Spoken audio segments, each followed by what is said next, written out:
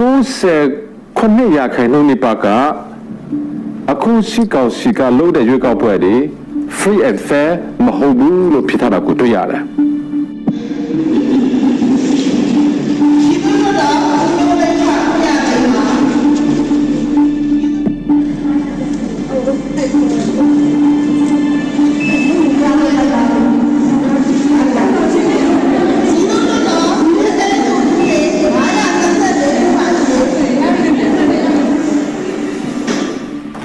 တို့မေးတဲ့မိခိုးတွေဟာအခုနောက်လို့ပေါ့နော်ဒီ2025ရွေးကောက်ပွဲဟာတကယ်တော့သူတို့မှာတရားတလားမျှတသလားဥမာပေါ့ free and fair ဟုတ်သလားမဟုတ်ဘူးလား yes or no မိခိုးဖြစ်တယ်ဒါတွေကိုလည်းပြည်သူတွေဖြေထားတဲ့ဥစ္စာကိုလည်းအသေးစိတ်ဒီမှာဖော်ပြထားပါတယ်ပြီးမှတစ်ခုကတော့ကျွန်တော်တို့ဒါဆိုရင်တော့ဒီ2025စစ်ကောင်စီကရွေးတဲ့လုပ်တဲ့ရွေးကောက်ပွဲဟာ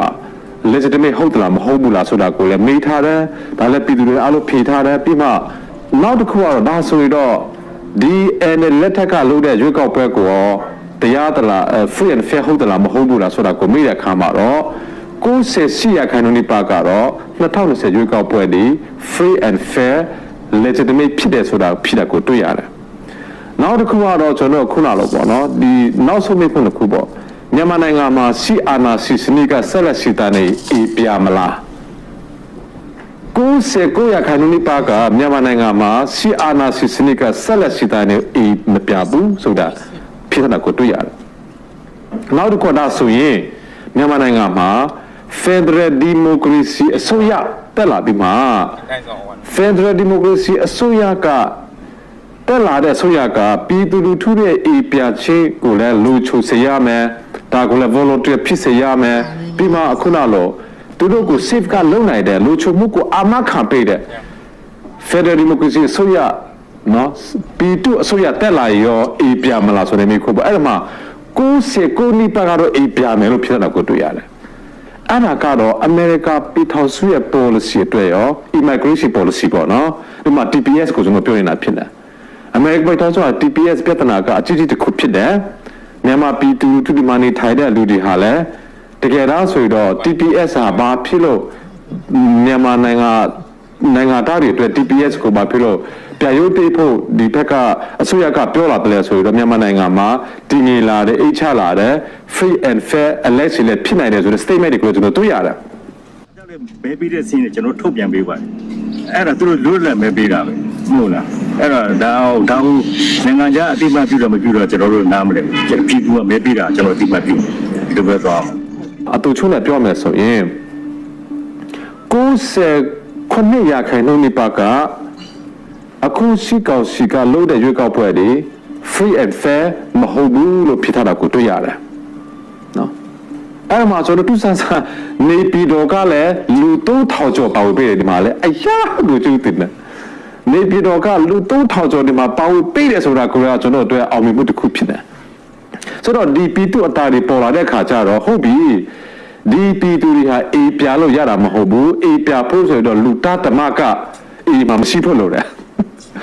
လူသားတမကမှာရှိနေတယ်ဘလို့ပြမလဲကျွန်တော်ပြလဲအဲ့ဒီကိုပို့လာချက်မယ်အဲ့ဒီရွာကိုပို့လာချက်မယ်အဲ့ဒီရွာပြလဲအဲ့ဒီရွာကိုပို့လာချက်အောင်မယ်နော်အဲ့ဒီဆေးကိုတွားလဲအဲ့ဒီဆေးကိုပို့လာချက်အောင်မယ်အဲ့ဒီစာတီเจ้าမှာကျွန်တော်ကခလိတွေထားရလဲအဲ့ဒီစာတီเจ้าကိုပို့လာချက်အောင်မယ်အဲ့ဒီဖျားเจ้าကိုတွားလဲအဲ့ဒီဖျားเจ้าကိုပို့လာချက်အောင်မယ်ဆိုတော့ကျွန်တော်ပြောနေတာကဒီကျွန်တော်တို့ဒီ True Choice မြန်မာမှာပေါ်လာတဲ့အချက်လက်လေးတွေဟာအမေရိကန်ဆိုရရောဒီအစိုးရတော့ကျွန်တော်ဒီအမေရိကန်တမကဘူးကျွန်တော်နောက်လာဆိုတော့ UK တွားမယ်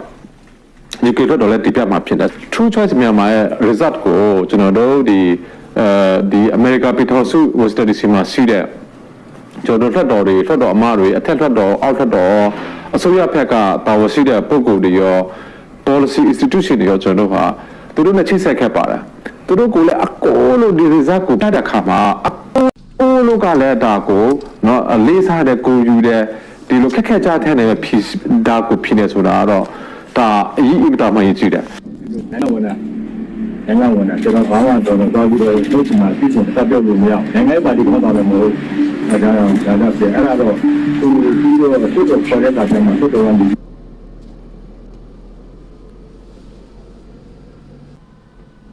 က ခုလိုရလက်ထွက်တာဟာကျွန်တော်တို့ရဲ့ညီကိုမောင်နှမတွေတော်လန်ပြည်သူတွေအားလုံးရဲ့စူးစမ်းအားထုတ်မှုရလက်အဲ့ဒီတော့အားလုံးကိုဂုဏ်ယူတယ်ကျွန်တော်အားလုံးဒီကြေတော့တော်လန်ပြည်သူအားလုံးအနိုင်ရလိုက်စိတ်အာဏာရှင်တဲ့ကိုအမြင့်ဖြစ်ဖို့အတွက်အထောက်အကူတစ်ခုဖြစ်သွားပြီเนาะနိုင်ငံတကာလည်းတက်ဆိုင်တဲ့သူတွေကနိုင်တဲ့လောက်စူးစမ်းနေကြအားလုံးကိုကျေးဇူးတင်ပါတယ်အားလုံး fight တင်ပါ